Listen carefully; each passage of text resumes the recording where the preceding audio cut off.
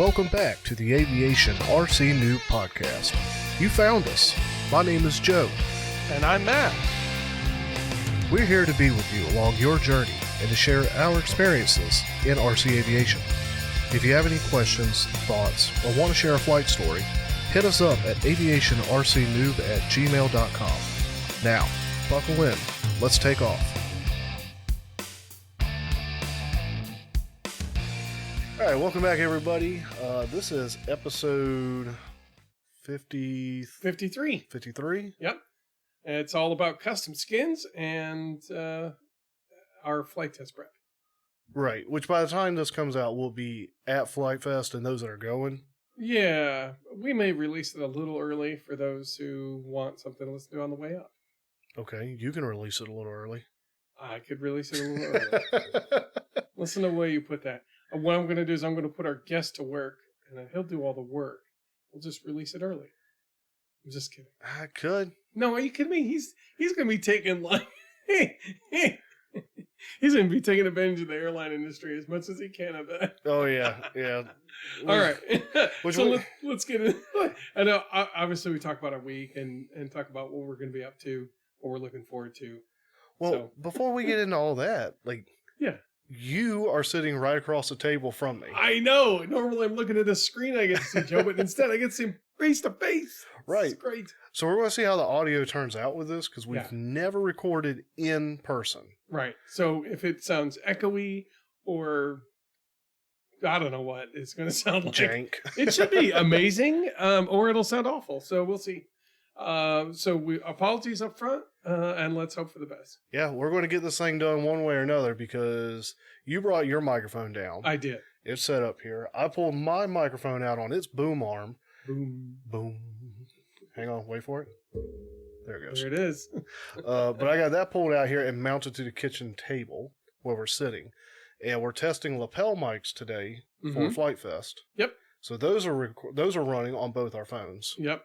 So we got 2 tracks each to put it. It'll be interesting. So, but you're down today. I know.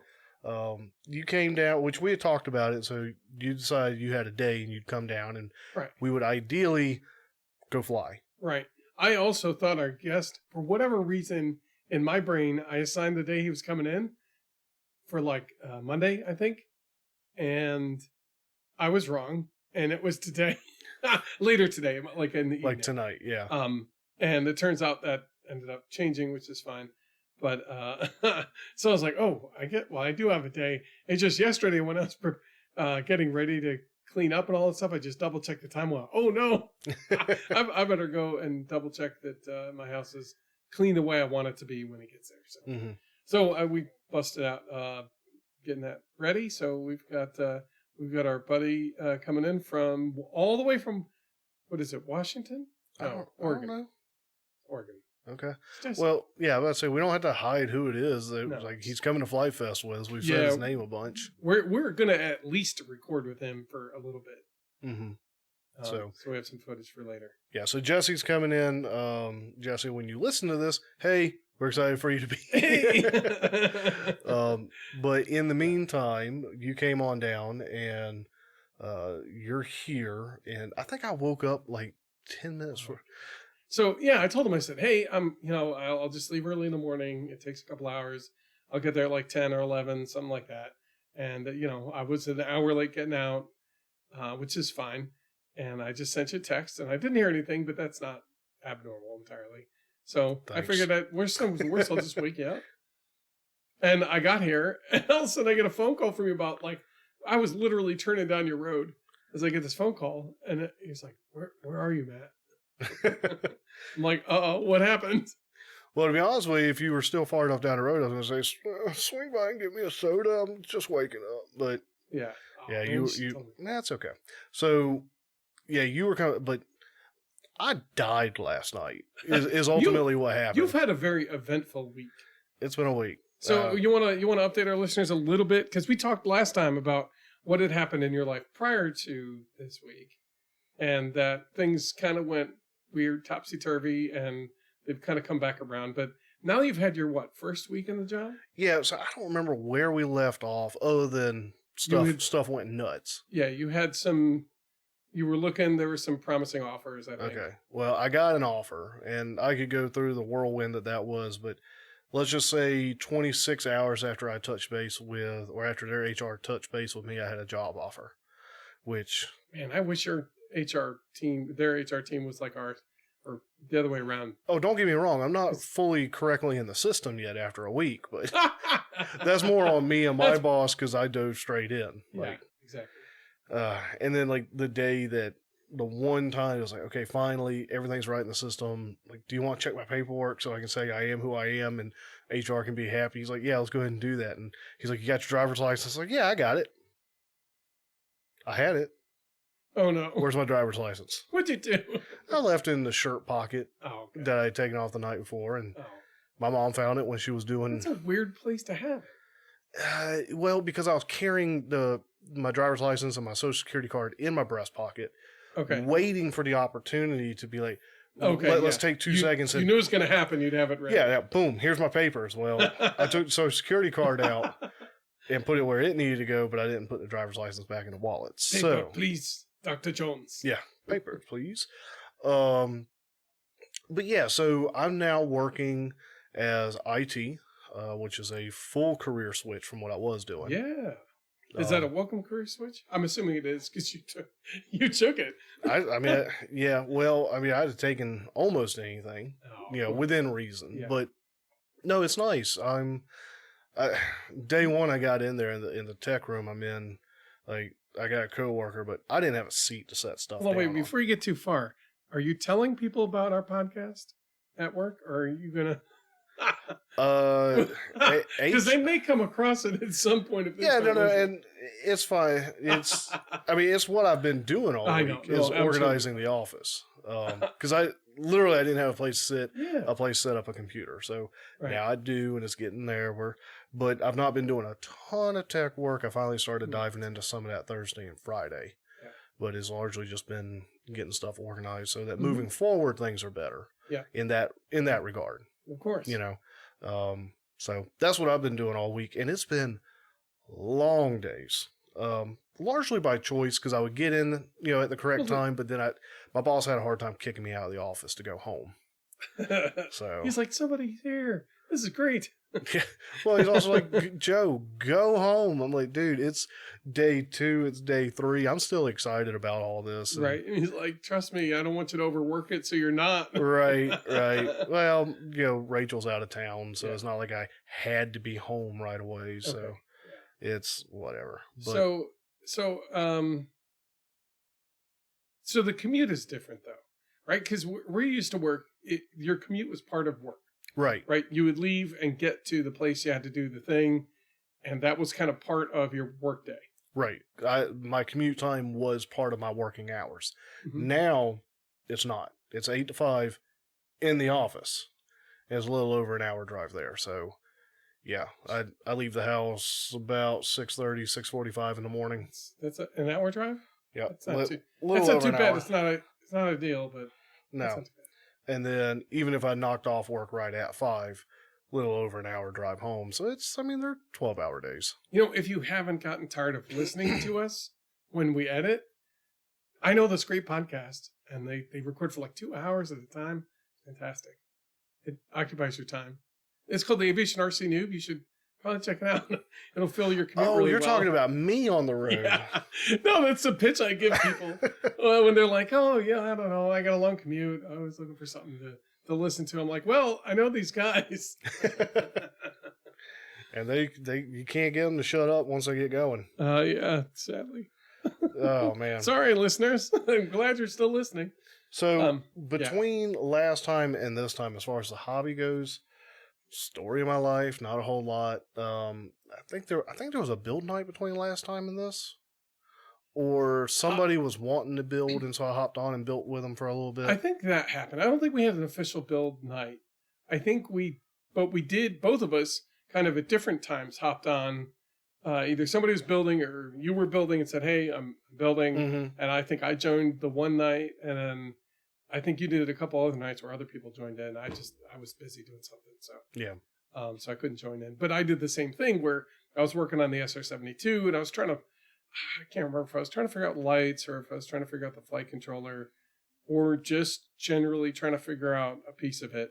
And, I hopped on and said, hey, somebody said, hey, I'm about to jump into the build. I'm like, well, I'm about to build, so let's do it. And I think it was Devin and Apis. Sounds about right. Right. And then there was a couple other guys joined in. Matthew from South Africa, he joined in for a little bit. So we all just had a chat for a bit, and it's just been good. I love our Discord group. And just being able to, like, while you're working on hobby stuff, to be able to talk shop and just talk about life and figure out, are things different other places, or is it, the same kind of fun that we all get to have? Right. Yeah, it's nice. It's a good time. Yep. And so I've got skins glued on and parts cut out. Oh, right. So, and that's the good skin, like the good quality. Yeah, that's a nicer one. Okay, good. So, which had its own difficulties. Yeah, sorry about that. No. Just that, I may have oversaturated the glue in some areas and, got some overspray in some other areas. So okay. And we talked about. Oh, you're talking about the spray glue. Yeah. Okay. The Super 77 or 3M spray adhesive. I'm almost out of mine. I need to go pick up some more. I keep spraying all these plant scents on. I'm like, I'm almost out. And I've got the 150-inch Ford Tri-Motor that I've got that's at least 10 or 12 sheets of foam that I've got to spray on, so I'm going to need a new fresh pack of that. Okay, so now did you start doing any actual building, or is it just adhered? It's just, I'm trying to think. And did you remove the paper and then put the stuff on? Yeah, I removed I removed the paper, put it on. Trying to think. I think it was just, I think it really was just putting the skins on and cutting them out, and then cutting some of the 50%. Okay. I may have gotten the fuselage ready to fold up. Yeah. I just don't remember where I left off on it. Okay. And then we might just go out in the garage a little bit and find out. Maybe. Or we may wrap this up and have dinner and I pass out in the recliner. We'll see. Oh, dude, if you do that, I'm going to do the same. It's awful. Well, no, that'd be... Well, so I mean, you've been making progress. A little bit. I imagine, much like me, I think, I'm going to get all these things done. And it's like, I did not get nearly as much done as I thought I would. In my head, the SR-72 was going to be done 3 days, maybe, from last time we recorded, which was, I think it's about a week ago, week and a half. No, 2 weeks ago was the last time we recorded. We record on Monday or Wednesday? Well, okay, might have been a week and a half because we had Richard on. Yeah. So that was Wednesday night, yeah. So okay, it's been a little bit less time, but still. And we're recording a little bit early, which is nice.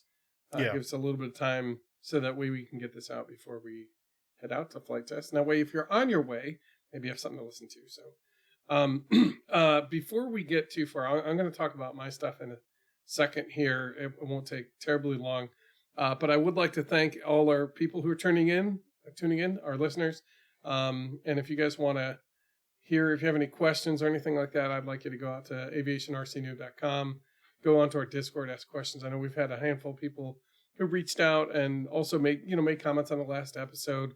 I know, thanks again to Richard for joining us last time. That was a great conversation. I'm glad we got to have it with him. And if you really enjoy what you do, you can, support us through Patreon if you'd like. And that's www.patreon.com, aviationrcnoob, one word.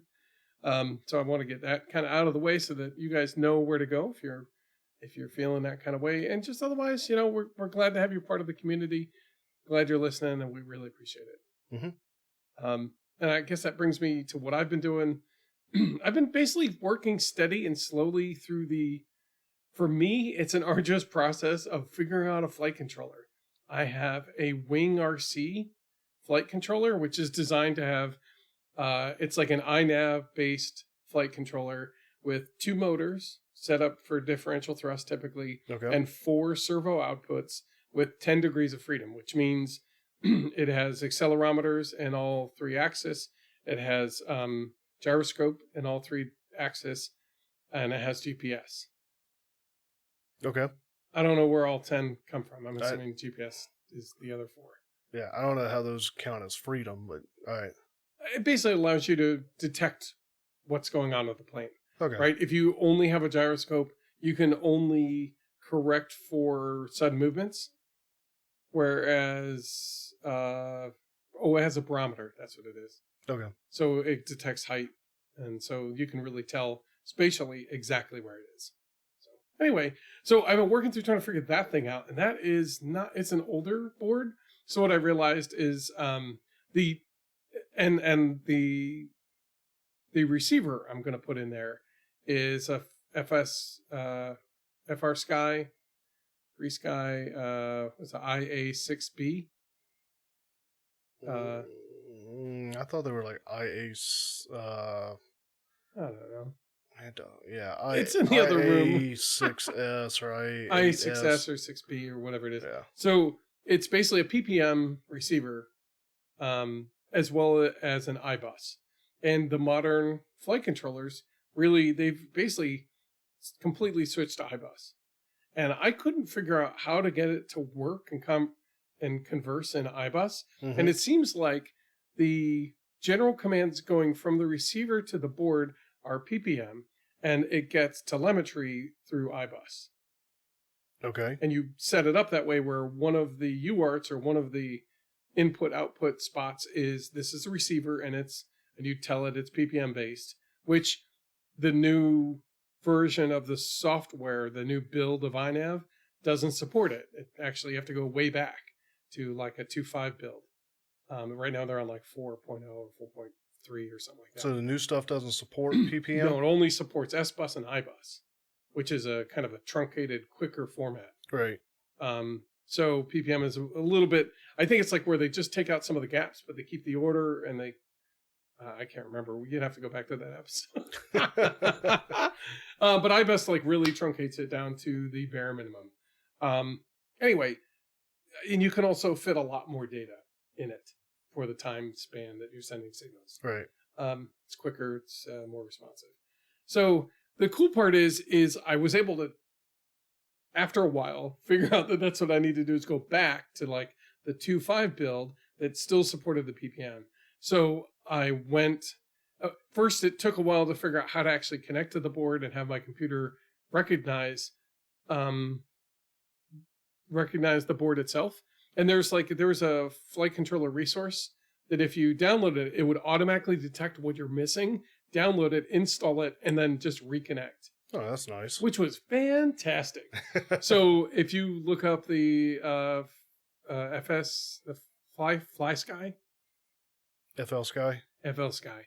If you look up one of the things for that receiver, the IA-SB or IA6B, if you look at that like SBus to PPM thing, you can find the link, and in that thing they say, hey, just download these things.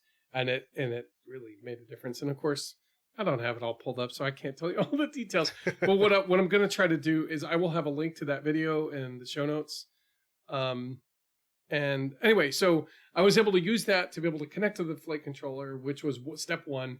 Then I realized I needed to go back in the builds to the spot it supported the BPM. So I needed to download a new configurator, or the old configurator, which is like the Betaflight configurator, similar to that, Right. but it's iNav and it's the old version. And then I need to use that to take the old build of the flight software to flash it to the flight controller itself. Right. And then as long as they were the same build level, they could talk to each other. Because if you had a new configurator, it'd be like, yeah, that stuff's too old. I don't talk to that anymore. And then if you had like a new version, it's like, I don't even know what that is. So anyway, those are two things you have to do. Once I started doing that, it's like, okay, cool. Now I've got this set up. I've got the thing. Barometer's working. I had to, you do a flippy orientation thing so that you calibrate the magnetometer and you calibrate the orientation of the board itself. Once I did that, then I'm like, ooh, I have a GPS. I have a NZ GPS, which is an older model set up for F3 flight controllers. I think in our talk with Lee, we talked about the different, basically the different CPUs the faster. You start off with F3, I get the faster one with the better protocols of F4, and then I have like F7 has even more processing power, so you can do even more with it. Right. The older F3 boards supported the NZ GPS, which is what I found. The new one, the iNav stuff, doesn't support that. It supports the BN220 and 880 GPS units, which are little boards with basically like a little. The 880 has a compass. The other one is just GPS. I figured the board I had already had a compass, so I didn't really need to get a separate one. Maybe it's beneficial to have that. I don't know. So I went and I kind of rustled through my stuff. I'm like, I know I've got one somewhere. So I pulled open a couple drawers and I found it. I started plugging it in. It's like, fantastic. So I get that in and it looks like it's talking. No, it isn't. Yes, it is. No, it's not. It's not recognizing it. So I go through a bunch of iterations of trying to figure out where all the wires plug in and reassessing or retelling which in-out port and which power port the GPS gets this information to and from to send it to the board. Okay. And eventually I found the right combination. And, you're looking at the flight controller diagram. You're looking at people who put together like the actual, there's somebody online who put a video on how to make that connection. There's a couple pictures of people who have it all connected and said, this is what I got to work. And this is how I've got it set up. And they'll have like the actual setup screens for iNav. Right. And so those were all, again, a lot of research and trying to figure it out. It took days. Days of me going back and forth. And then I'm like, I want to put in lights. I've got these programmable LEDs. This can be fantastic. Not that there's too much to do on the SR-72 because it's all black paper. Not much is going to shine through. That's not what's important. I figured I could attach the thrust tube lights and then I could attach it to the throttle level. So that way, the more I power up, the brighter it gets, and it turns blue, and it gets all exciting. Right. I was ready. And I was like, I'm going to put a couple of these individual ones out on the wingtips to get directional so we could do night flight with it, maybe. Yeah, anyway, that's a great idea. Night flight great idea. Maybe with a black plane. It's all black anyway at night, and it doesn't matter. As long as you've got the orientations, you should be okay. Just saying. I know. It seems like a mistake. I know. If I lose it, I won't find it till the next morning, that's for sure. You can find it in somebody's tent. I know, right? Okay, so after a lot of back and forth and doing even more research, where I'm literally looking at the pin outputs of the CPU to determine where in the programming it says this is LEDs go out from here.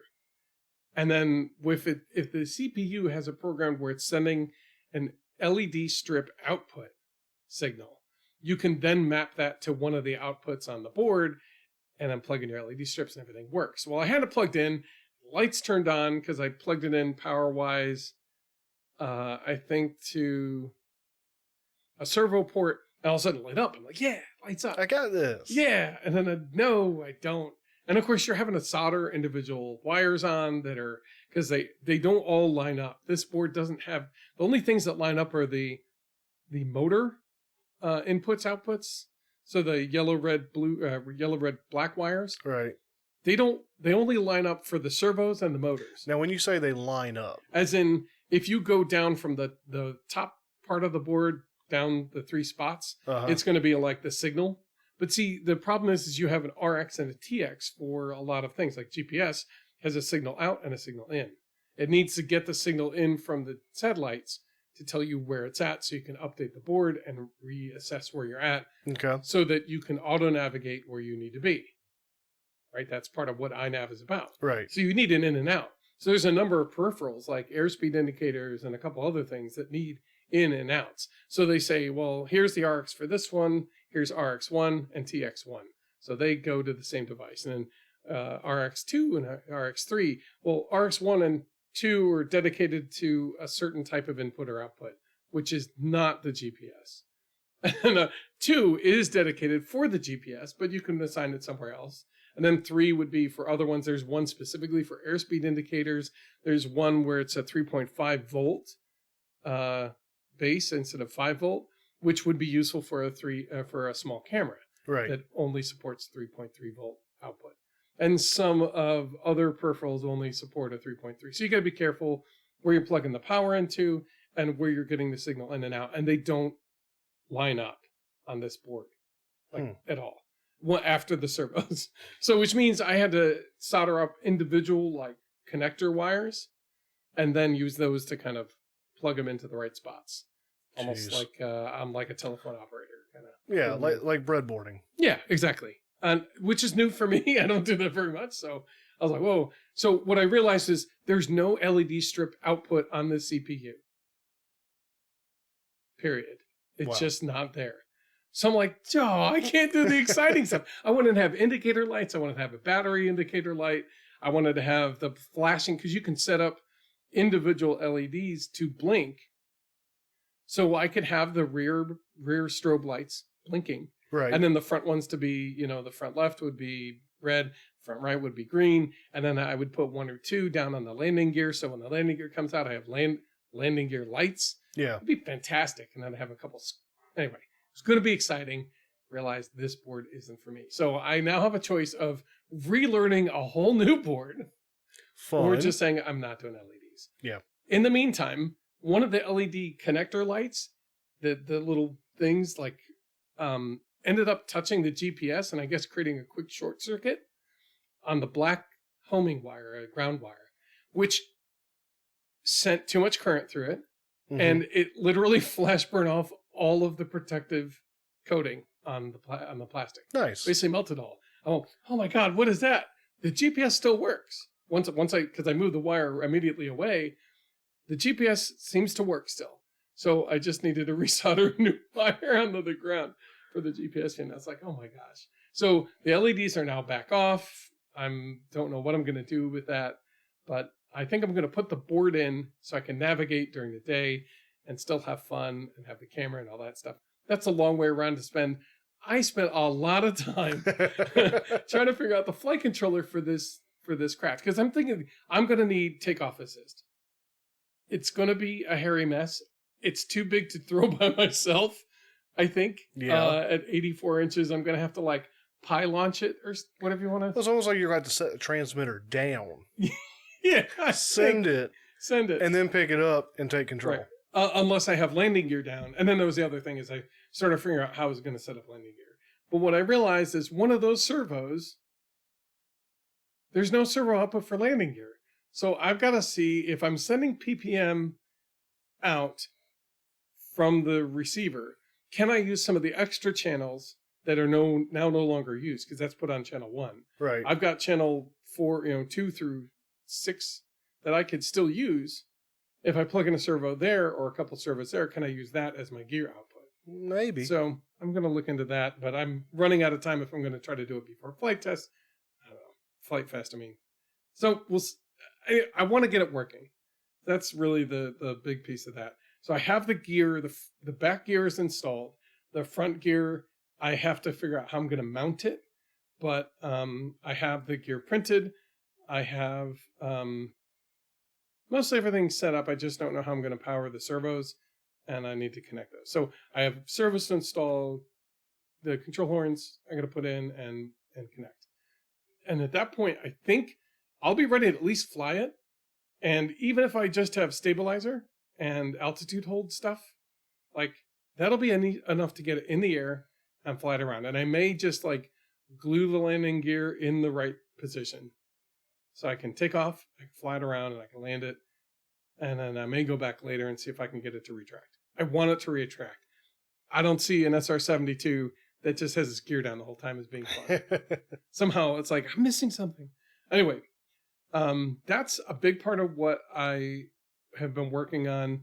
I did go out to the field the other day, and I'm trying to remember which plane I flew the Dollar Tree foam board Reptile Dragon plane that Chris McCallum designed, and I helped him put out plans. So I still have that. I'm like, I'm going to go fix that because I resoldered the motor that was stuttering, and I tested it last week, and it works. So I went out and flew it, and it was really squirrely. And I think I just I was only using one battery.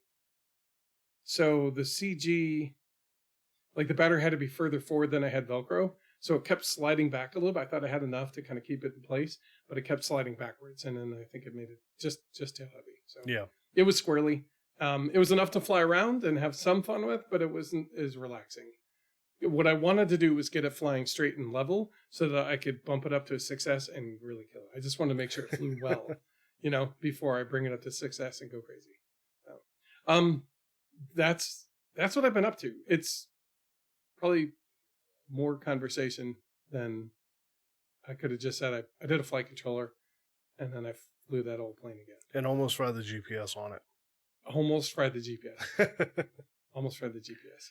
Actually, I'm trying to remember if I ordered another set of them, because I know I have a couple other flight controller boards, and having GPS on it would be pretty awesome. So, yeah. Anyway, so that's what I've been up to. I know we don't have any history segment, but Joe, did you take a look and see if we have any comments in the Discord, or any comments on, maybe if we have anything on Facebook?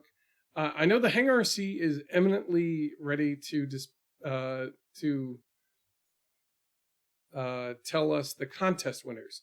And he reached out to me the other day. He didn't give me a time and a date, but it looks like they're really close to announcing the winners. So keep an eye on the Hangar RC /build off page.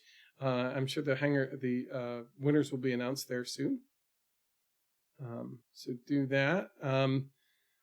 Other than that, if we don't have any comments that we need to mention or that we would like to, I think we can move into the main topic and talk about custom skin covering. We had a couple. I know Tench in Discord was clarifying his comment on the tri-motor the right-hand seat. Oh, right, yeah. So apparently when they're referencing the right-hand seat, they're not talking about the right hand of all the rows. They're talking about specifically the co-pilot seat. That's the seat that has the upcharge. And it's called the right seat, but it's right up there with the co-pilot. Okay, it's a co-pilot seat. Yeah, and then looks like Ron shared an image where he had been in the co-pilot seat because he splurged this last time to get it. Yeah, their last episode they talked about that for a little bit. Mm-hmm. Yeah. Tench also said Eagles Mirror, Pennsylvania is the museum with the Lincoln Sport. Oh, nice. He said he thinks they actually have 3. What? Mm-hmm. I guess I know where I've got to go this summer. Yep. And then Richard was saying thanks for having him on, which thanks for coming on, Richard. Yeah, seriously. We had a great time with you. And then Scott in Iowa was saying, yeah, it was a good episode. And then he texted me, so I'm going to pull it up, which is going to take me a second. Okay. Hopefully this doesn't kill the recording on my phone.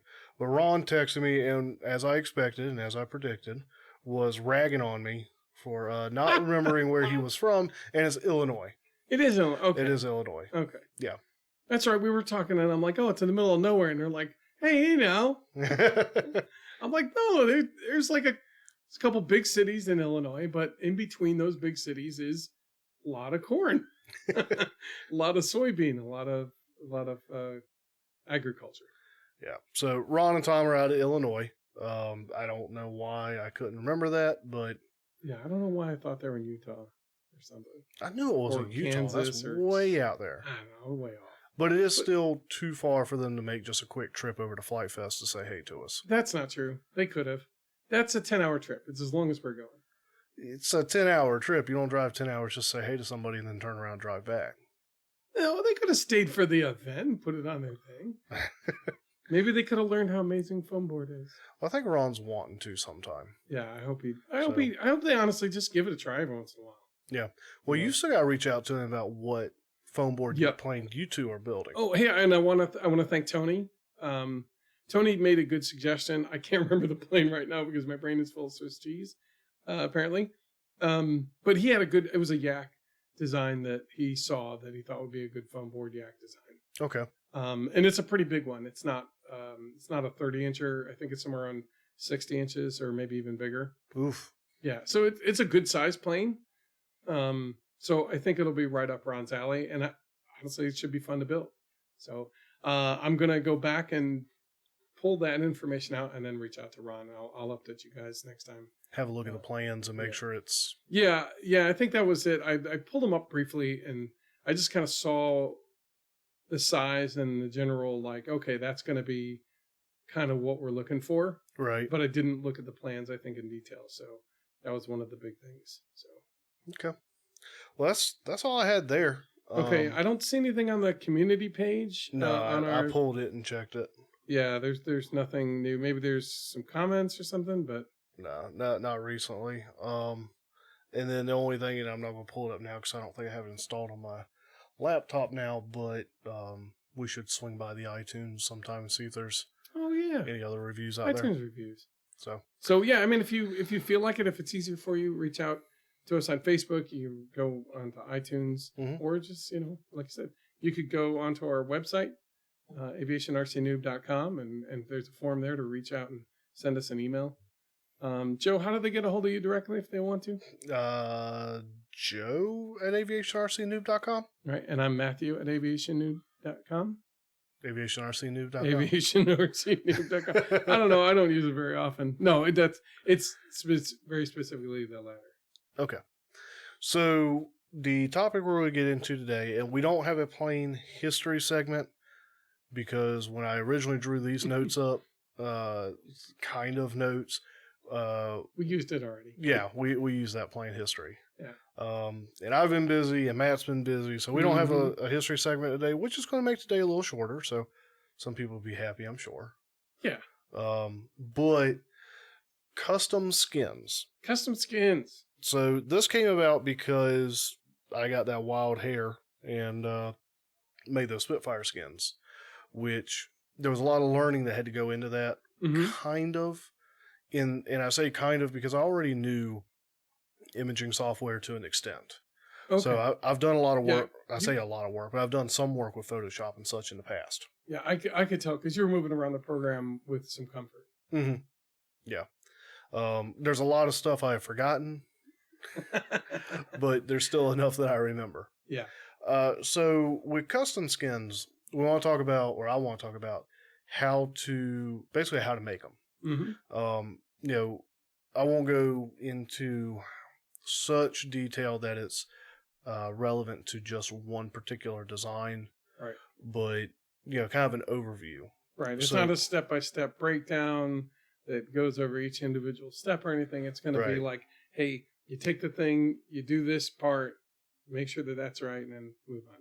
Why don't you go in and tell us? Well, I'm going to come at this from the assumption, and I know what they say about assuming, but I'm going to go through this with the assumption that you have plans already for the plane you're building. Now, are they PDFs or are they some other format?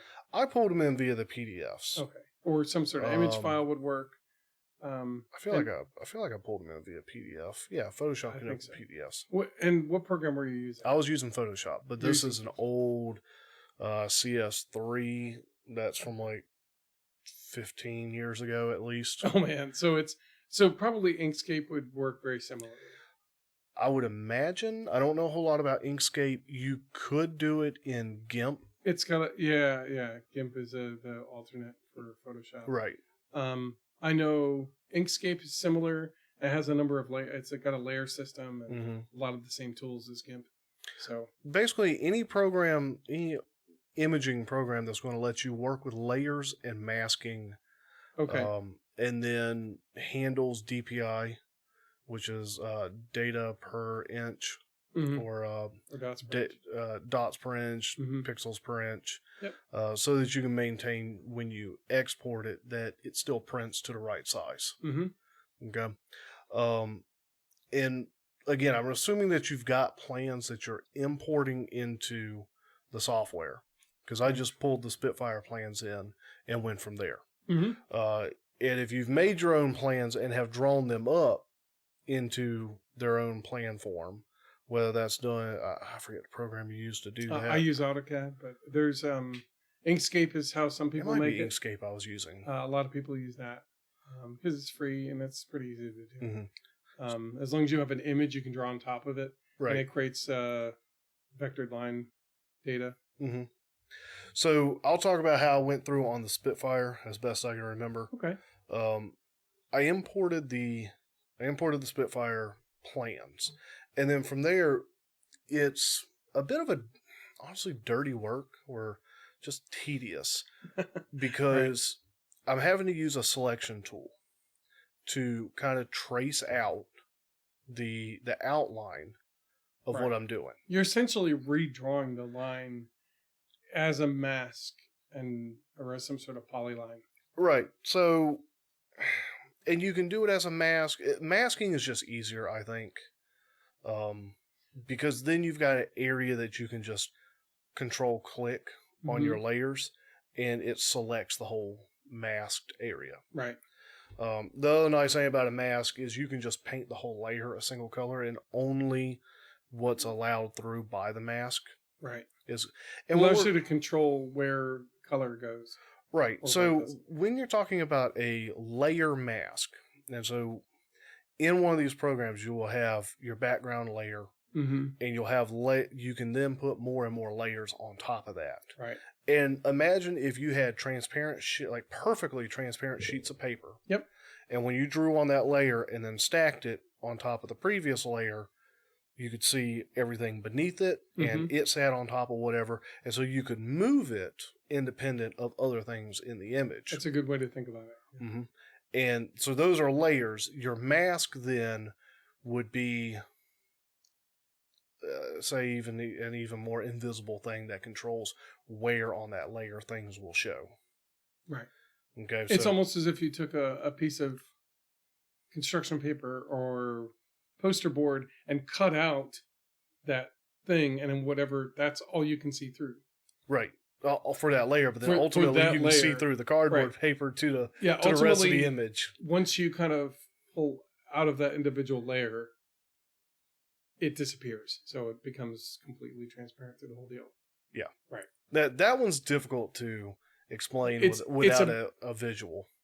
I was going to say, like, it's a poster board for that one layer, and it's only masking for that one layer. Mm-hmm. So it becomes a non-item when you pull back to the big picture. Right. You can see what was visible on that layer. Right. But that's it. But you don't see the rest. Yeah. So it's a way to really control something that's bigger and make it smaller, or be able to get a very controlled area that you're working in. Well, Or saying, don't touch this area. Like, I mean, it could easily be the opposite of that, where you have like a little dot. You say, hey, this is the roundel. I want you to color everything but where the roundel's going. I want that to be blank. That kind of deal. Like, for example. Yeah, so where the mask comes in handy, Okay. ultimately, in a couple different ways, is the mask is the outline of. I use the mask as the outline of the part. So let's go back to there, and we'll return to that, because I don't want to talk in circles and go all over the place. Fair. I start by using the selector tool as a freeform selector that I can drop points in it, and I have to ultimately complete it. In AutoCAD, that's a polyline. It is basically that in Photoshop. I forget the name of the tool, but Okay. You play around, you'll find the tool, and you got to click each of. And so when you're working with a rounded off corner, you make a lot of points. You make a lot of points, or there's no way to basically say, hey, in this next segment, I want. So that's the great part about AutoCAD, is you can say point to point to point, but from this point forward, I want it to be an arc. Well, arguably, you could, if you rough selected the more square sections of the part. Okay. Had that mask, and then you were editing the mask, and you use some circles to like erase areas of the mask. You could get smooth stuff. I got you. So invert this. But I didn't worry about it. All right. So I just went point. Yeah, because most things aren't going to be, even if you go, if you're making a skin, if the coloring goes a little bit past the part line, which I want to talk about, that's not necessarily a bad thing. So go ahead. Right. So go through and select all the outline of your part. You're not looking to get. You don't for the selection. For the selection of it, you're not trying to select all the little bit. You're outlining the part. The big outline part. And then I applied that as a mask. Okay. So that from there, I could just throw a blanket color, like a monocolor on that layer, and there was the part. Now, when I did that selection, then I went into the selection tools and grew that selection. a number of pixels. And that's that bleed over you're talking about where the color expands beyond the part itself. I just grew it 5 or 10 pixels. Okay. And that's basically like offsetting from the edge you established out that distance of pixels. Right, in all directions. In all directions out from there. Or in, I'm assuming you could choose to do You could shrink it. Opposite, whatever. Yep. But basically you chose what side it's going to go. Mm-hmm. And then that's what happens. In AutoCAD, see, I'm converting it to AutoCAD things, but it's the same idea. You offset. So you go from here to there. And that's what I want. Right. And that makes a lot. That's what I do to make the parallel lines for the foam board foldovers and that kind of stuff. Yeah, you draw one and then you offset it and do another one. A specific distance so that we know it'll fit right. Right. Anyway, so okay, good. So grow that selection and then applied the mask. Okay. Then from there, you've got the part. Do all your parts, but you've got the part. Okay. And that gives you more flexibility then?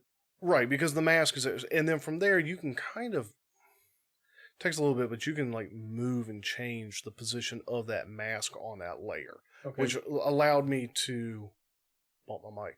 You can move and stack things. So you can try to fit more on that page maybe than originally was there, parts wise. Right. So and we talked about the mask is basically now almost like a cutout page that you have. Right. Well, it's just like but you can move that page around and rotate it and shift it and all that stuff. And it functions just as though like you cut a mask out as a template. Yep. So which Richard actually took some of the plans. I think I printed out a black and white version of monochrome so that he could, or black and gray so it didn't chew up the ink. Yeah. So that he could cut them out and do a masked version that way. Yep. But thank you, by the way. So yeah. So there's a layer that is, I call it like the primary color. Which in this case I think was the orange. For us it was orange. Yeah, it was either the orange or the blue, but I think it was the orange. So that's the base color of the part. And then I took the zebra print that you wanted, or the tiger, zebra, whichever one it was. I don't know. And from there, this is where the masking also comes in handy because I didn't have to try to shape the zebra print, the tiger print to match the mask. Right. Okay. The zebra print was on its own layer. Okay. And this is where things get a little funny, but the zebra print was on its own layer. And so to be clear, it's an image you brought in. Yep. That you basically put down as a new layer, which you can then resize to kind of fit how you want it. Right. And then from there, what do you do? From there, it needs to be a black and white image for ease. Okay. Because I was using the skin, I was using the tiger skin, the prints, the stripes, as a template for the stripes I was going to put on. Okay. Okay. Now, if you were going to say, this is, these are the colors I want, this is what I want on the wing, fine. Sure. But I converted it to a black and white or found a black and white online because the black and white gives me something very easy to select. To like magic wand select where it selects a whole region. But I brought that in, and with the mask, because the part that's now masked, you can place the zebra skin or place your now template on top of the part. Okay, and it shows up like it's way big. It'll be bigger than your part, but you place on top of the part, and then it's a mixture of things. You will select your now I'm getting into the nitty-gritty of it. But because this is the I'll call it, this is where the magic is. Yeah. If we can convey this right, anybody can take whatever they black want to and do. white mask and do stuff with it to do whatever they imagine. So, and keep in mind, anytime you're doing a step, you're pretty much doing this on a new layer, and I'll explain that more in a second. But it allows you more fine control. Well, it does, and you're not mixing things together, so you can go back and change things. Yeah, you can colors and such. And move, but you keep that in mind. New layers as much as you can, within reason. But I will be I will select the black regions of that, or the white. Okay. but I chose the black. By making black and white, does it make it easier for the selections to happen? Like It does. the magic lasso happens easily with a black and white image. Right, because it's trying to, when you click, it's selecting a pixel. And it's selecting all the connected pixels That are the same color. that are roughly the same. Right. Okay. Which is why a black and white image makes it simple. You can take a color image and change the saturation and hue and stuff. So it reduces out all the colors and it is only left with a black and white. And So that's I'm one not way to going create into a all mask. that, but yes. No, but to create a mask out of an image you have that's multicolor, you can make it black and white by basically eliminating the color Mhm. and leaving it as only the extremes of those colors. Right. Go ahead. So, taking the Tiger's Hint, magic wanding, selecting all the Mhm. black areas. And you're actually doing a multi-select, which it will let you do. Okay. Like when you're selecting, you Do hold you you typically hold have to hit like a hold control or shift. something? Okay, shift. Okay. hold shift, and you can click the different black areas, and this is where some fine tuning happens, because it doesn't always select all of it that you wanted, or it'll select more maybe than you wanted, and you've Right. got to decide because there's anytime very rarely have I found that you can get a hard crisp edge. Right. The pixels always bleed off at the end. Right. It tries to interpolate the color of the original image into as close to black and white as you can. It's like, well even here was when in between. even when you're selecting. Yeah. But that's fine. So you select your regions. Just be aware that sometimes that lasso edge isn't going to be perfect. Right. That's all. So select your black area. Okay, and you've already got this positioned on top of the part. But Mhm. select your black area. That's now at least in Photoshop, that's a selection Okay. that you can click other areas so long as you're not clicking in the image with a selection tool that stays. Okay. From there, I will create a new layer. A new layer from those. Well, selections. I'll just create a new layer. Okay, from a new layer, you have those still selected. Right? I create a new layer and make sure that new layer is selected. Now, this area I selected is the size of all the tiger stripes that I had Mm-hmm. originally. So it's bigger than the part. And we'll get to that. But I create a new layer, and then I can use like a brush tool, Mm-hmm. and I just make it huge. Select the color I want, and make sure I have that new layer selected, and use the brush tool, and it will paint everything in that selection. So it will paint on the new layer On the new layer, only the things that in- are selected with the giant brush of color. right. Only what's in in those selected circles. Okay. Okay? So it effectively creates a mask for that color only.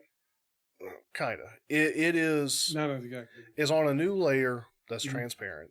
Okay. Anything that's not there is transparent. Okay. But it's basically a way to copy it. Mm-hmm. Okay. And from there, now I've got a very hard edge when I want to future select. Oh, okay. Okay. So you take the edge that may be fuzzy, It, like a it gradient, helps. a slight gradient, It helps. and making it so it is purely black and or one color or another. Yeah, that's a beneficial side effect. It's not the main objective. Okay, go ahead. The main objective is here's my blue stripe on Yep. my orange background. So I'm painting my blue stripes, and here's the selection. Mm-hmm. It just happens to be that it helps crisp up those edges. Okay. Okay. So now let's say I'm going to paint the stripes. I'm going to paint them blue, and I'm going to make a huge brush and set the hardness to 100. Mm-hmm. And the hardness is how hard is it pressing, so that I don't have to like sit there and scrub with the mouse to get the color to darken up. Okay. I click, it's 100% that color. Okay. And I move it around to paint the whole thing. Now, again, that part is the stripes now are bigger than the part. Okay. Yep. Okay, but I've got a new layer that's got the blue stripes on top of my part. Now, the previous part that I painted orange, Mm-hmm. Which is the overall shape. of that part. Mm-hmm. Okay, in Photoshop, when I control click the image of that layer in the layer Yep. selector, it selects, it automatically puts a selection line around anything that's not blank in that layer, Okay. anything that's not transparent. Okay. So it automatically selects that whole part. Okay. Okay. Right. And then I go to my my blue stripe layer. Mm-hmm. I select it. I don't control click. I select that layer. Okay. And I select the layer so that anything that I'm doing is happening to that layer. Okay. You can select something from one layer and then think you're doing work, but you're still on that old layer. So you got to make sure you're moving layers. Then you'll have to go undo because that will then be Right. once you merge it, it won't be usable. And Photoshop's a pain when it comes to undo because it's you undo one step, and if you hit undo again, it redoes. Okay, it undoes the undo. It undoes the undo. So there's actually a whole nother toolbar that tracks the history of all actions. Okay, so it has a history. So if you want to go past one immediate step, you'll have to go to the history bar and select where you backwards. Right. Yeah, where were you that you want to start from again? Right. Which can be really useful, and it can be a big pain. Yeah. I'm sure maybe there's a setting that goes beyond that. That's just not something I've needed to use a lot. Yeah, and it may be a setting where you set how many historical steps you can go back. Oh yeah. Right. I mean, that's really what. Yeah, I think mine saves like 50 steps or something, but it does eventually quit tracking. Right. But what I'm saying is the undo you might be able to do that. Anyway, so go ahead. You control click the image of the layer in your layer selector. And we're talking about in this case, the orange part outline. Okay. The orange part, boom. You're control clicking that, and that selects the layer. Just what was orange. Mm-hmm. You then click on the striped layer that you painted blue. Right. Have that selected, and then down in the bottom of the layer panel, there is I forget what the button looks like, but it is a add mask. Okay. Okay. And when you add mask, there's two ways to do it.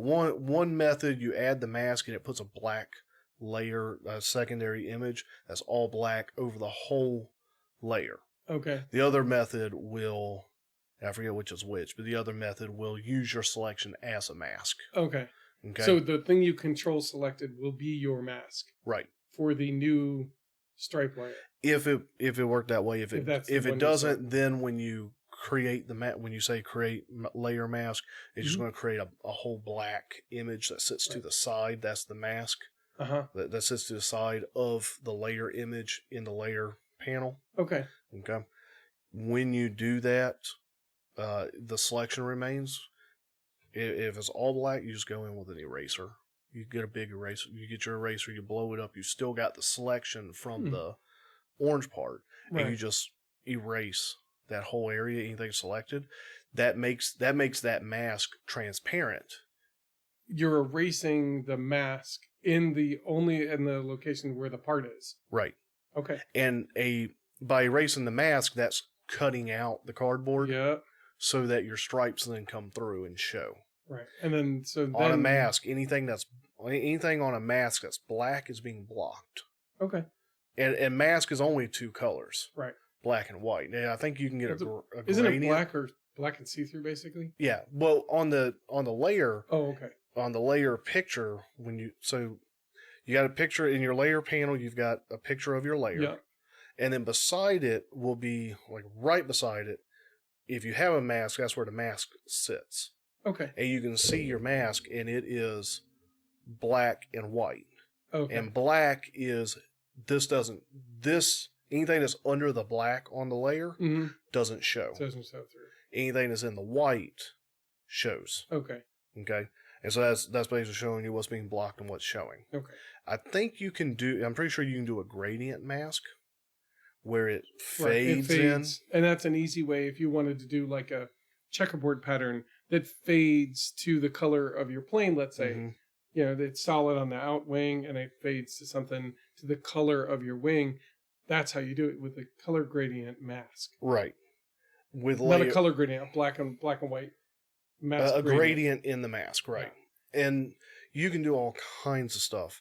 And this is not the simplest is simple enough once you grasp it, and it's simple to me because I've done it. Mm-hmm. It's not the easiest thing to explain voice only. Yeah. I've got the benefit but- that I'm across table from you, and thank Yeah. you for asking questions. Well, no, and I'm one.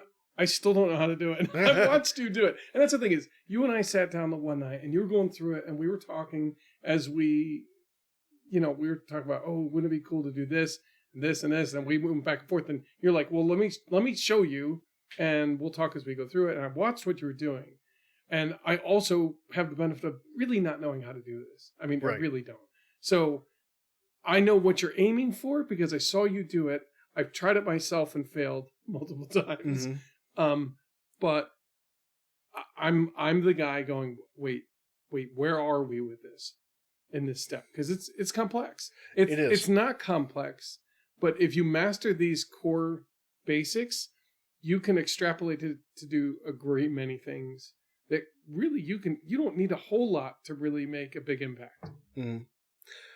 And hopefully this is starting to make sense. It is. Now, you had the benefit of remembering watching me do this. So Mhm. you're hearing what I was doing, and you're like, that's what he was doing there, that's what Mhm. he was doing there. So I'm hoping I'm explaining it in a way that anyone who hasn't done this kind of gets it, and they can get in there and start Right. messing around with it. You know what I think we'll try and do when we're done here, maybe while we're eating, look and see if we can find a YouTube video on masking that would probably be a good sister product to kind of like look at that while maybe listening, kind of see how they're doing it. Mm-hmm. And if you listen to us, you go, okay, that makes sense. Mm-hmm. I see what they're doing. I see what Joe's talking about, and it might help solidify it. Yeah, that wouldn't be a bad idea. So Look in the show notes. So you've done a mask, and now what's happened there is the full size of the stripes that you painted blue are not gone. Mm-hmm. The mask is just shaving that off and shaping it It's shaping the limits of your blue striping, to the part, not actually, not truncating it, Yeah, not but distorting it's them. limiting what goes through on top of the bottom layer, Right. basically. Well, on top of the layer underneath, is limiting what shows. Yep. You can still select everything that's outside that range. Mm-hmm. Not that you would necessarily need Because to. again, it's still there right. in that layer. But the mask is saying everything outside of the selected zone, which is the shape of your wing, Doesn't show through. Right. Now, generally, I don't flatten an image. Flatten a mask onto its image. So what does it mean to flatten? So what we're doing is we basically took an image and we're piling on layers. Mm-hmm. And so now we've got this giant stack of imaging, right? Right. Effectively, it's not. Well, there's there's merge and flatten, Right. and for generally a merge and flatten, Well, oftentimes it when takes you're trying to all save those- it, it'll say, well, do you want to flatten it or do you want to merge it or just save the file as is and basically saving the raw data. It depends on the file output that you're doing. Right, I of don't know a course. whole lot of that. But so what is it to flatten it? My understanding, and I could be wrong, but it'll take multiple layers and apply everything that's happening, everything you're seeing, and it just puts it as a single layer then. So the output product you're checking is saying, oh, this is what I want. Becomes one layer. It becomes one image. one layer. Well, right, one layer, but 'Cause it's you're- like it's you're- that single image you dropped onto that first layer, and that's all it is. Yeah, and that's more the merging. Mhm. The merging merges all those layers together. And it's important to say that because when you're working with layers, you can have those layers blend, and I'm Mhm. air quoting blend different ways. Yeah. And the blending is where you then get into, do you want to have a layer that modifies the appearance of the layer under it via light diffusion or Mhm. burning Right. or It's where you get the water effect. multiplication It's- or subtraction, or there's all kinds of layer effects, layer blending methods. Now, I wasn't using any of that, No. but you can when you're doing artwork. It's just not important to us. But I say that because that's what the merging is. It's merging all those layers together and applying all their effects. You don't really see a change Okay. when you merge all the layers, other than you went from 20 layers to one. Yeah. And now you can't change, you can't go in and modify things that you could have modified when they were all layered out. Right. At that point, there's no longer a mask to move around. There's no longer a base pattern to shift. Mhm. If it's not lining up, I want to move this around. It's like, no, you can't go back and find that layer that's the pattern and shift it so it lines up with the other part. You can't do that Right. anymore because it's all one. And I think to Layer. answer your question, flatten, I think, is taking the mask. And I could be wrong, but I think flatten is taking that mask and just straight up applying it to the layer. And it's Okay. done. So it basically limits, it eliminates all the effects that are happening to a layer and making it just one image of that layer. Right. It takes the mask, applies it, the mask goes away. Right.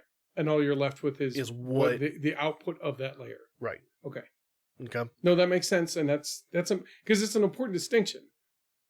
It is. It's an important distinction. And effectively, once you get to a certain point, it better be your final because going back is going to be very difficult unless you have the core file. And generally, I don't do a lot of merging and flattening Mm-hmm.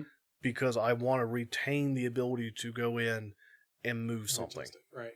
So that's just me. Like, I went in and made the tail numbers. Yep.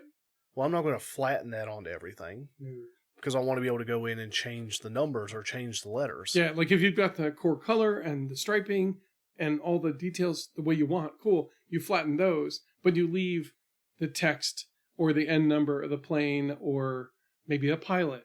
The pilot, you put in everybody's face in, right? Yeah. Like, well, you want to leave that a separate layer. You don't want to flatten it there because you want to be able to go in and change those. So anything you are certain is good, you can flatten that, I guess, and then work on top of that.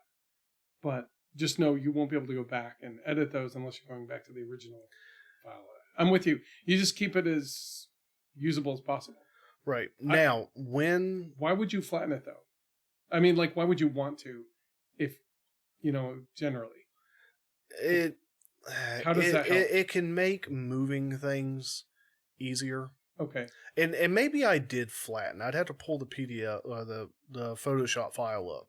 I may have flattened because you can't always move the mask.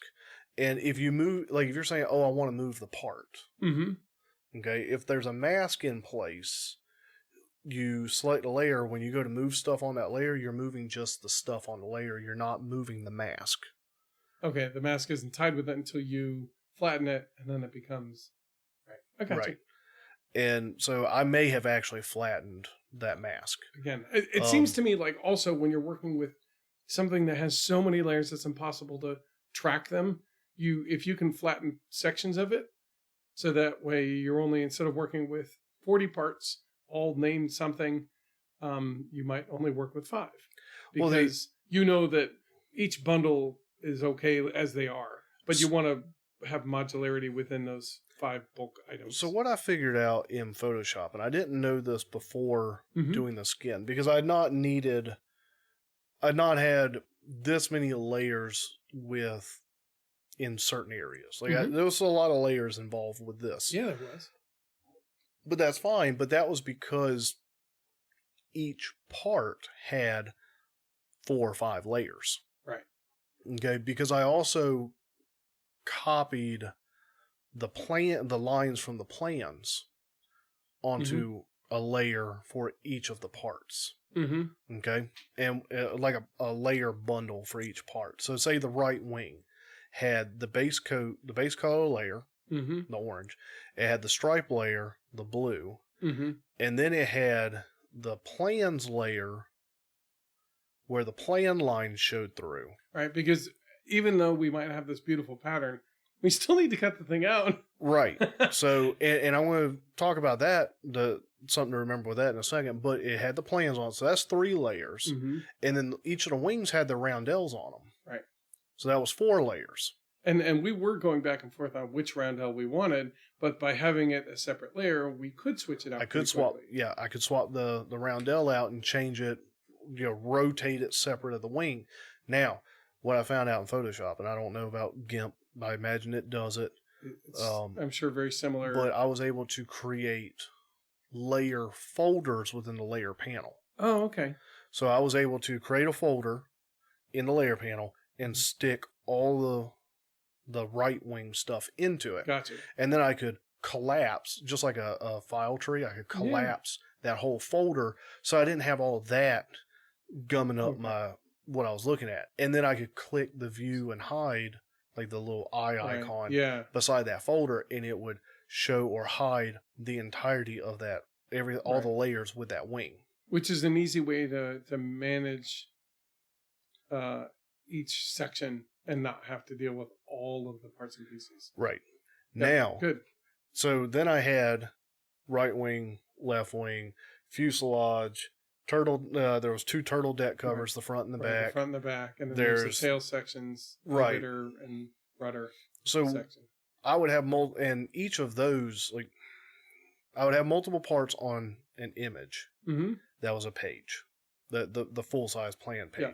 But then there was like 3 pages because there was the wing tops, the fuselage. I made the wing bottoms. Mm-hmm. The plans only had 1 vertical stab, but I needed to make a left side of it and a right side of it. Yeah, I had to make skins for both sides, and the top and the bottom of the elevator horizontal stab. And I ended up making, not really using much, but I made the underside of the wing a skin. Right, because there's the folded over part, and then there's the back section that doesn't get covered by the folded over part. Right. And so you needed a and skin the underside for that. of the undercambered wingtip. Yep. So what I did there is, in the case of the wing, was duplicate the wing, the plan. So I had taken the plan part of that wing and duplicated it and copied it onto a new layer that was for the underside of the wing. Right. And did the same stuff I was doing. Yep. And then went and erased. There, basically, I only put the skin in areas that I knew were going to be exposed, which was basically just this rounded tip and this thin strip that went long to be the trailing edge of the wing. Right. And then I went in and just erased the rest of the plan area that I didn't need, the rest of the black lines and such. With the horizontal and vertical stabilizers, I copied them. Actually, the wings I copied and flipped, but you could just use the opposite wing. But because you're thinking it's going to be upside down, it's inverse, so you got to flip the part. You got to pay attention to left and right. Right, and there are commands to flip horizontally and flip vertically. Mirroring. Yeah. Right, mirroring. So then I had the horizontal and vertical stabilizers. I selected them, and I had, here's the one side of it, that's actual per the plans. Here's the other side of it, that's a copy, but now I'm going to give it the flip it horizontally or flip it vertically command to flip it directly over, so that now it's a mirror of it, and I can do the skin, and that's the 2 sides. Same thing for the horizontal stab. So that gets all that done. When you're keeping those plan lines. Okay. So you save the wing. You start out. You got your the wing plan, and you put that onto a new layer, and then you're putting all your colors and all. You put your wing. You put your plans on as the top layer in that group, because layers show in order. Okay. Any layer on top shows above the layer beneath it. And so as you're building it, you're building up. You keep building on top. Right. Okay. So you put your plan. That's an important thing. If you have never used it before, something you kind of figure out, I guess, fairly quickly. You figure out pretty quick. But in general, if you're going, what in the world is going on? Yeah. That's it. It's basically you start down with one piece of paper, and then effectively putting another clear sheet of paper that you're doing a mask or you're doing some new image on, and another sheet of that clear paper with the next mask or image or whatever on. And then the reason I say you put the plans on top is you want them to be visible on top, over top of the image that's the skin. Right. And the other part of this I'm trying to get to, and I just didn't put my thoughts together proper for it, is anything that is not, just about anything that is not the outline, erase. I left them in. I left some faint lines and some markings and such, thinking, okay, this will be great for when I'm cutting it out. What I forgot is now what I've basically done, the fuselage is now basically mirrored, because the plans, when you're looking at them, you're looking at basically the inside of whatever it is you're making. Yeah. So let's take the fuselage. What I'm looking at on the plans is the inside of the fuselage, because all the score marks and the cuts and everything, you'll rip it and fold it up. You're all folding it in, so you're actually looking at the inside of the plane as you do it. Right. But when I was making the skins, I'm making same with the wing too. Same thing with the wing. So when I was making the skins, I was making the skins for the outside of the plane. So ultimately, I should have mirrored. I should have flipped the Right. fuselage. It didn't end up mattering. No, because it's a symmetrical item. Right. This is a symmetrical item. But if this was not a symmetrical item, it would be right. Now I'd have a problem. No, we did it backwards. Right. The whole thing is backwards. Yeah. So there's that to keep in mind. And because the plans are basically the inside of the plane and the skins are the outside, I left the score mark cuts and the 50% and I left those lines in the skin. But they ultimately they don't need to be on the skin. They don't need to be on the skin. They need to be on the inside of the plane. So now I've got lines that show faintly, but they show of cut marks that were supposed to be for the inside of the plane. Now, fortunately for the Spitfire, its fuselage, you can't even tell. You can, well, the way it's cut and shaped, you know where its 50% are to pull it for the folds. Yeah.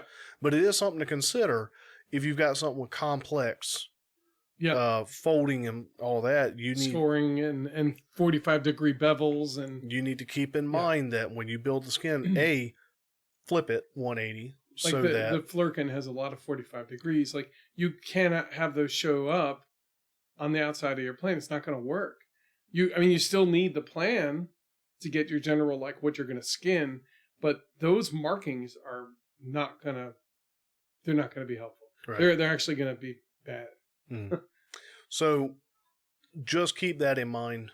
And I if I did it again, or I need to go in and clean it up, and I need to erase those score marks. Unfortunately for the Spitfire, it's fine. But if I were to do a plane that it mattered, I would have to flip the plans first and then do my skins. Right, you would. And then one of the suggestions I have is, if you are going to put those kind of marks on, you mark the beginning and end of the line. Yes. There's a little tick mark, and you can leave it like that. And then they're visible. You can use them, much like what I should have done when I cut them out was I tried to cut little groove marks where we were to do the 50% cut beginning and end. And if you have those, you can connect the dots. But on the skin, if you basically take the skin, just put it on a piece of foam board and start cutting, like, you'll still have those markings, so you can make the 50% reference cuts where you need them. And that would have been good for even the Spitfire skin, because I'm having to go in and measure to place the mark. No, it's fine. This is my skin too. This is the skin that I did. It's essentially what I did when I cut. You effectively did a similar thing with the skin. Right. Because if you have it cut out properly and it's already 50% score cut, you don't need those markings. But sometimes you might need it. If you're going to just drop a skin on the sheet and start cutting, it is going to be really important. So just have that in mind. If you're making these, you have them in mind so that you can do it. So that way other people, when they print your skin, going, "This is amazing," they can build it quickly and easily and enjoy the process still. Now, with that said, that's the basics. From there, now you can get into, here's how you do fancy stuff in Photoshop, but you know how to do it on top of your part. You can do bevels even within the imagery. So you can do like chiseled text, and you can do glow effects where, without getting too deep into it, very briefly, you can do a noise generator on the whole layer, and it'll make like a black-white gradient cloud effect. Right. And you can use that to stick behind text or an object, and it'll grab the texture through the blending options, and you select it to only be so much bigger than, and you blend it out and blur it. You can give like that where there's text, but then it's got like this pocket, like this glow effect behind it. Okay. Yep. That's how you do that kind of stuff. If you wanted to do an image of a nav light, you put the color, but you also do the little glow and have the thing and stick it on top. It'll If you wanted look, to. because it'll color the surrounding paint scheme, Mm-hmm. whatever that glow is, and it'll tint it. So it'll be the base color plus the tint, and it'll really look like it's lit, even though it's not lit. Yeah. So that's one neat little trick to make that. And work, something right? else to remember is, And you can do the gradients too of when you want the rib lines, where you do a hard edge on one side, you have it fade out to clear. okay. If you do that on a regular interval, it looks like ribs on the planes. Oh When yeah, you have a cloth covered. that's what you say. You're kind of giving a shadow Mhm. effect. A lot of that, they'll do that with the World War II planes. When there was something I was going to say, it just completely jumped my head. I know. I'm sorry. I talked about World War II and the skins and the gradient. I was going to say, Forward. I think I was going to say, I used it now in my plan. That's just how to do it. I used gradients and stuff like transition from the wing front on the bottom side Mhm. to I'd asked you to, yeah. I gradiented it out. This is a baseline of Yep. how to do this kind of stuff. Right. It's on you because I would have to talk for hours because I've watched Yeah. hours of videos in the past on how to do this stuff. Right, and you've tried it for hours. Right. You know, Now- it's not like you just picked it up and said, "Oh, this is easy." You tried it a bunch and went, "Oh, that didn't work like I thought," and you learned how to do it better. And obviously, you know, it's been a while, maybe, but you know, I was able to pick that back up pretty quick you did. to crank it out. It took me a couple nights of playing to get what we wanted. Mm-hmm. But again, and when you go to move a part, you've got your whole part done, all the layers and everything, but you Mhm. go to move it to like stack more parts on the page. Yep. You may need to multi-select, like where you select multiple layers Right. so that you move all the parts at one time. Yeah. If you don't, you're But in then trouble. if you had a mask, the mask may not move with its layer. Right. So that's where you may need to flatten the mask to its layer, then select all the layers for say Okay. the right wing and move all that at one time. Because if you only select one layer, you're moving just that layer. Right. And And maybe you got to have move, mask. and you're going to get them misaligned. But if you move them all together, you can also rotate them together Right. to turn them to stack them so on the you page can- better. You can set them up on a page to be efficiently cut. Right. Or efficiently printed on one sheet of foam, which But is you- kind of what But I you do. want to leave yourself some room because I cut the parts out with white white trailing, so that I could then spray it, roll it on, and then had plenty of room to work. I used probably 2 more sheets than I needed, Okay. foam board wise, Right. when I was gluing these on. But Yeah. foam board's cheap. Printing this stuff Can be expensive. may not necessarily be expensive. Now, speaking of printing, let's talk about how to print these. Okay. Okay. Now you can. I had the benefit of you printing at work on Yeah, I a have large the format large scale printer. plotter. So if you've got access to one of those that can print the 25 by 35s or whatever, The 22 by 34 is okay, it's big enough to go beyond the foam board, but you're not wasting a lot of paper. That's a pretty standard size. Most plotters will either print in 24-inch wide or 36-inch wide paper. and then it's just a long reel of paper, so Yep, it prints it's until just it's a done and cuts 100-foot it. roll of paper. Right. So if you've got access to that with Works permission, Yeah. you know, Or 500-foot roll. it's probably a 500 footer. Yeah, I think 500. The other thing you can do is try going to like Staples, Office Depot, maybe anywhere with like a copy print center. Yeah, copy print center. And Even your local copy printer. I mean, they do that all the time for engineering companies. What's that now? The local printer. Like there are print shops. Okay. And that's their job. It's like for I know as an engineering business, I used to work at one that anytime we had specs where we needed to print out 50 copies or whatever because it needed to go to township, states, blankety blank, it had to go to 50 different residents and blah blah blah. Well, we're not going to do that in house. Forget that. We'll just send it out to a company that's their job, and they do exactly that. And they will produce your report and make 80 copies, whatever it is. They'll take your plans and print out 80 plan sets, staple, blah, fold it. Yeah, collate them all, and right, and that way you're not spending that kind of time that is more valuably spent elsewhere. Hmm. So they're around. So keep looking at. They might be able to help you out a lot more than you think. So yeah, any of your local copy print shops, just know it's not the cheapest thing in the world. It's not the most expensive thing in the world. No. But there's a reason that, like Sam, and even FT, but I'm not fully aware of their prices. But Sam, with Hanger RC, when he does a skin kit, and he charges $15 just for the skin, it's like a $15 add-on or whatever it is. Yeah. There's a reason. Yeah. Because that's not the cheapest thing in the world. But it's either that or the one that I really would not suggest, because it's just going to be pain, is to print it like you would the plans off your home inkjet. It'll also cost you a lot of money in ink. You know? Yeah, like you're going to be cutting pieces out and trying to tape them together. So really, go out, get somebody to print them. You can print them on whatever thickness paper you want. Honestly, it might be nice to take the upgrade and get it on some thicker paper. Right. It's going to help rigid your plane up a bit more. Right. It will add a little bit of weight. Some planes, it doesn't matter. Yeah. Some planes it does. Some planes it does. So keep that in mind. Yeah, keep that in mind as you do it.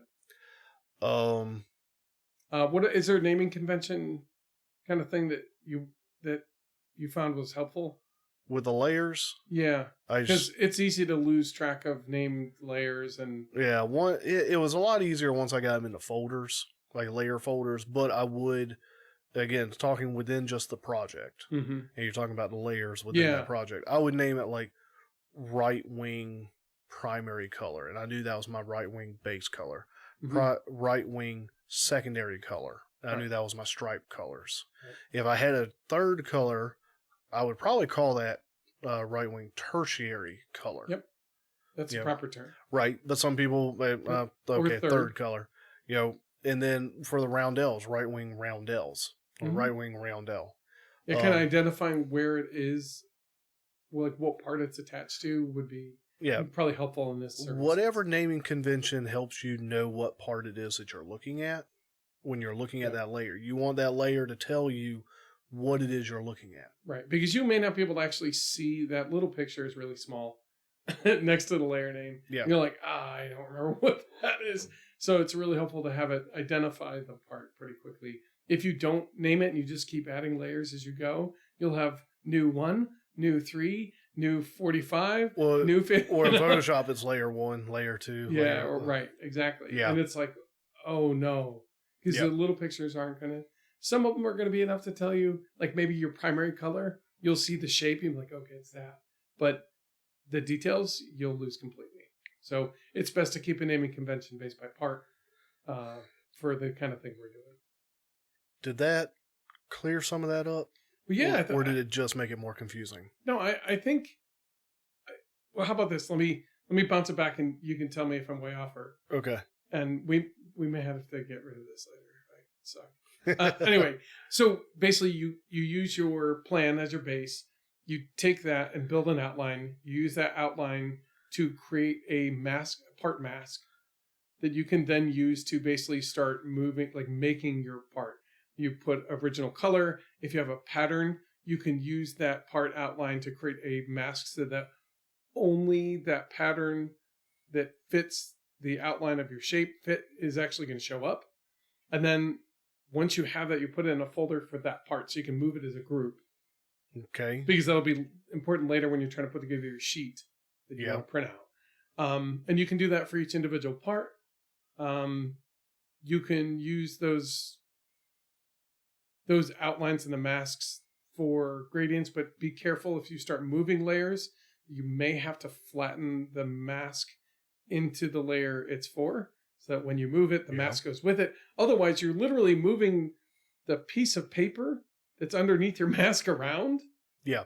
Is effectively what you're doing if you're moving that layer. So you may have to flatten it so the mask stays attached to the color or the pattern or the part you're working with. But why do I generally not like to flatten a mask? Because you lose controllability later. Right. Because what the cool part is, and that's part of when Sam's like, oh, you want a blue? Okay, no problem.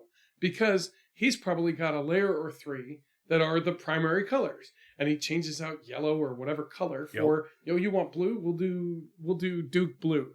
Okay, Duke blue it is. And you click on that layer and it's all the one color, and you hit the paint bucket tool, select the one, and all of a sudden all the color for that whole plane, it's probably a number of those kind of layers. And in about 10 minutes, you've changed the entire plane and everybody's happy. And now you've got a whole new plan, a whole new plane set. It's easy. Yep. And it goes quick. But if you didn't, you'd have to, I don't know what you'd have to do. You'd have to paint bucket every little part piece, but then you'd hit a gradient and it wouldn't color right. And then you'd basically have to start over.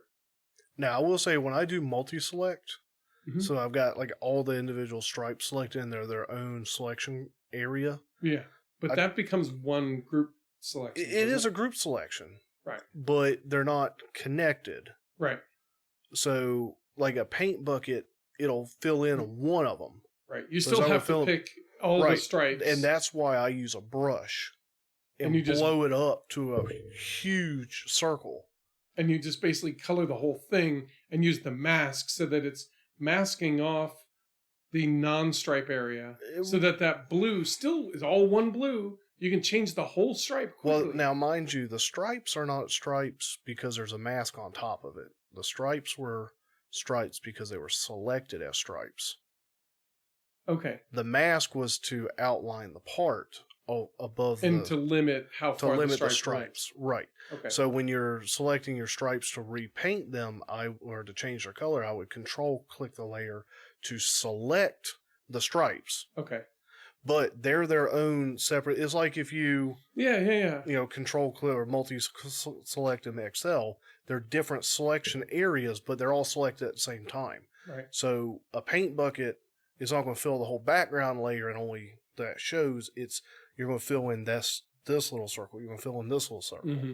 That's why I like to get a brush, blow it up big, and then because you can do that pretty quick. Yeah, you just quicker than you can select all the individual stripe. The only thing I'll say you missed in your recap is start with your plan. Yeah, build your first layer part. Mm-hmm. But then before you move stuff off that plan, off that part of the plan, copy that part section of the plan layer. Copy it to a new layer. Copy it to a new layer and move that on top so that you've still got your lines and you can move that with it. Okay. Yeah. Okay. So that way, if something happens, you can go back to the original stuff and start anew. Mm-hmm. Okay. Without losing all the information. Right. Okay. Good. Cool. Well, hopefully you guys found that helpful. Yeah, I hope so. If not, we're on Discord. Yeah, come to Discord and scream at me. Just know that my time is a little more limited lately. Hopefully in the next 2 or 3 weeks, things will, as I get fully onboarded and up to speed with work, I'll be able to pull up Discord on my personal phone and check it a little more while I'm at work. But this past week, you've heard almost nothing from me. No, you've been very busy for sure, and I expect that'll continue. It'll change, and then you'll find my rhythm. You'll find the rhythm in the pockets where you can go. Okay, these are the times I can do things, and these are the times I can't. I mean, don't get me wrong. I can step outside, and I've stepped outside and seen people taking laps in the parking lot, just getting up, stretching their legs, trying to clear. Trying to clear some of that fog out of their head from staring at the monitors all day. So as far as that goes, it's a pretty sweet environment. There's a beverage cooler in the back where they keep it stocked with various sodas and bottled water. It's just walk by and grab what you want. There's a slushy machine back there. Remember, all those things cost calories, so. I know. But it's an easy way to gain some weight. Oh, I know. I'm trying to I'm trying to do an even mix between Dr. Pepper and water. Yeah, that's a neat. That's a perk. It's a nice little perk. I mean, it's not going to make or break your bank or anything like that. But it's the little things. It's like we want to take care of you. This shouldn't be something you have to worry about. Yeah. Which is pretty cool. Come back here, grab a water. Come back here, grab a soda. Mm-hmm. You want a slushie? Slushies are cheap. They got the slushie machine back there going all day. Yeah. It sounds like I just got a message from Sam. It sounds like Sam is busy. He's like you. He's been busy with his job lately, and so he has the winners. He knows who they are, and he's trying to figure out how he can figure out how to announce them within his schedule. So Okay. Be on the lookout. Probably by the time you get this, he's may have already announced it. So Okay. it's coming very shortly if it hasn't already. What was it? There was one more thing. Oh, build night. Let's set the next build night for July 1st. Okay. And the reason Tentatively. Yeah, tentatively. And the reason that's coming about, Matt asked me, I said, I don't know what I've got. So I said, set a date. It's the 4th of July weekend. Yeah. It's the Friday. It is the Friday, but so set it. If I can make it, I'll be there. Yeah. I just don't know what's entailed right now. Yeah, I don't know what's going on either. I haven't figured that far out. I'm worried about I'm to the end of the month. That's about it. So I'm suspecting I'll be building. It's a Friday night, and maybe we switch it to July 2nd and we do like a midday kind of deal, and maybe that works out best. But be on the lookout for that weekend, and maybe we'll have one later in July too. So we'll see. All right.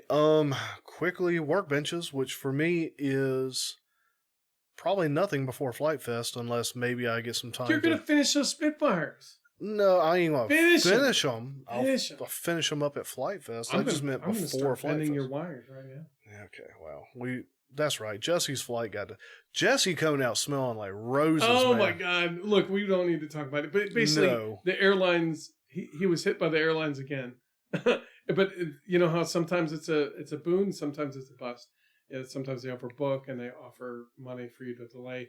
We don't have any agenda except we're heading out this Wednesday, and if he needs to get here before then. But so he's coming early. He wanted to hang out, and I'm looking forward to it. But he has a little bit of leeway, which is something you don't always get when you're on vacation. So he's able to take advantage of taking a delay. So I'm excited for him because that kind of frees up some extra cash for him. Yeah, that he didn't think he'd have. So good for him. So, I think he's going to enjoy Flight Fest with us. Yeah. And you've got skins printed for him, right? Or did you forget to print those skins? I'm not sure, but on Monday I will be in the office and I can print them. There we go. And we can work that Monday night to get them as ready as possible. And I will not be joining you because I've got a starting at 9 p.m., I've got to be out on site an hour from here to do a bunch of POS register upgrades. Okay. We're swapping out all the terminals and putting new ones in, so that'll be at least until midnight, and then I'll be driving back home. It'll be what it is. Yeah. You join us if you care. I mean, I'm just saying, I know that's what we're going to be working on probably together. What I tried to do is, my mistake has always been, I go with a plane I think is ready, and then I don't fly nearly as much as I think. Going there with one plane that is very specifically, it's set up, it's ready to fly, all the parts work, you've tested it, all you need to do is literally slap a battery in it and go. That's what you want. Yeah. Ideally. That's what I wanted. I just don't think I'm quite going to make it this year. I don't. Well, we'll see what we can do today. But you know what? I'll cheer you on. Even if it rains, we're going to have space to build. Yeah. Well, you're taking that 3. I'm taking the 3-room monstrosity. It's 3 10 by 10 rooms. Yep. And I'm taking my 10-person tent, which will be for me. And then I will also have a canopy.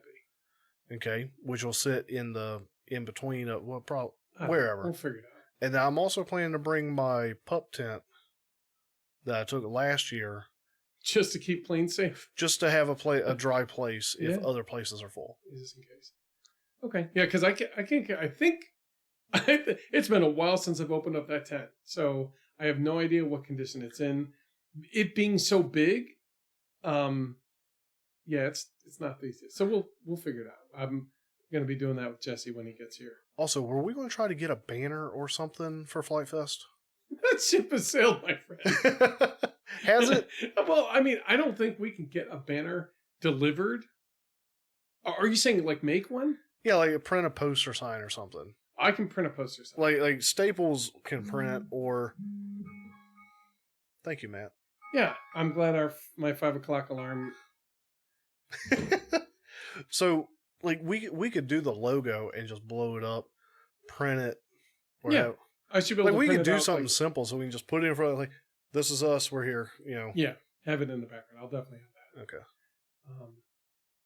You didn't bring my podcast thing? Foam board poster, did you? I failed at a lot of things this morning. I meant to bring stickers. I meant to bring a couple things, and I did bring the podcast setup, which is important. Hey, And just in case we got time to go out to the field and fly, I brought a plane or two, and then one to kind of I knew I'd have to tinker with. yeah. So we got that, but yeah. So I know I'm going to be working on. I've got so many of those projects that are almost there. I've got the Synergy I'm going to work on, the SR-72. Those two are going to be hot to trot. I've got Mystery Plane with Sam that I'm going to try to figure out, get in the air. I'm going to give the Facet Plane another go. So I still have that on my to-do list. I've got a Maiden, the Dawn Patrol plane, which is assembled. It's ready. I think I need electronics and I need to shore up the wing center. So they slide in, they fit together really well, but they need like a little sleeve, maybe. Right. And so that'll be a pretty quick thing to do. And Jesse will not be there tonight. So when I go home, that's probably what I'm going to work on to make sure I have the Dawn Patrol ready. And probably editing this. Oh, sure. Bring that up. It's probably a good idea. Okay. Sure. If you want it gone, packing. out before we get on the road. I know. Otherwise, we're packing. Yeah. Trying to figure out what we're going to bring to Flight Fest. And it's really, I feel like I always overbring. In the wrong areas. Yeah, the wrong areas. Yeah. And underbring. Yep. Yep. So I know Joe and Jesse and I are going to be talking a lot about cuisine and what food stuffs we want to have ready and bring with us. I think we did really pretty good with that last year. I think we're going to try to do more homebrew kind of bringing stuff to grill and actually having a grill with us. Whereas last time we said forget it. We just hit the food trucks. Yep. Yeah, that large pizza was disappointing. a small. Yeah, that was a small. Maybe like a small medium. No. My Red Baron pizzas are bigger than that. Well, that's like a medium pizza. Yeah, and it's $4. Oh, I know. I'm not saying. Anyway, we're gonna go and we're gonna have some stuff. We're gonna bring stuff with us to eat. But so if you're there, come look for us. I'm not even sure where we're gonna be. We're in the camping area, so probably near the tree in the back there. Yeah. That's probably hopefully we'll be camping beside Dave again. If he can come over there and put his trailer there. He was there last year. I know. I heard there was but remember the people got stuck, and I think there's just like nobody down that end anymore. There's word that they're trying to keep campers to the lower end of the field. I guess Dave didn't get stuck. I know he didn't because Dave knows what he's doing. And Dave didn't drive when the ground was wet. I know. That's how he said. Dave knows what he's doing. I'm looking forward to hopefully we can catch up with Dave and I know Jason Kennedy's coming out. I'm looking forward to seeing him. And anybody else, seriously, reach out on Discord. We're going to be on it. Let us know that you're there. See if we can find each other. We're going to do the Spitfire fly-in after the Dawn Patrol on Saturday, and I think on Friday, if we have planes to fly, we'll be flying them. We're going to try to do some interviews, so look forward to the next episode. We're going to have interviews with just random people, probably. We're definitely going to be talking to Jesse. We're going to have little bits where we just kind of get on the mic for a minute and maybe talk about the day. Yeah. So next episode should be pretty fun and exciting. I'm looking forward to it. All right. Otherwise, I think that's it. All right. And I don't think there's anything else. No, there's some pork brewing. I'm going to eat it. There is. You can smell it, can't you? I know. It smells It's good. I'm so hungry right now. All right, it's time for us to get going. All right, well, let me at least do the outro spiel. Okay. Guys, as always, thank you for tuning in and listening. I hope you've enjoyed this episode, this conversation, as much as Matt and I enjoyed having it. It was really nice to have you here in person. I know, in person. Woohoo! If you want to reach out, let us know what you're doing. Got any questions or thoughts, feel free to reach out to us, aviationrcnoob@gmail.com, or you can reach Matt at Matthew@aviationrcnoob.com, or you can reach me, Joe, at aviationrcnoob. Feel free to join our Discord server. Link will be in the show notes. Reach out on Facebook. Say hi. Reach out on Facebook. Leave those 5-star ratings on iTunes. Like, comment, subscribe. We're not on YouTube. Oh, look, we should be. I failed. We talked about it. That's okay. It's still on the agenda. All right. All right. Yeah, that's it. Let's get out of here. All right, talk to you later. Bye.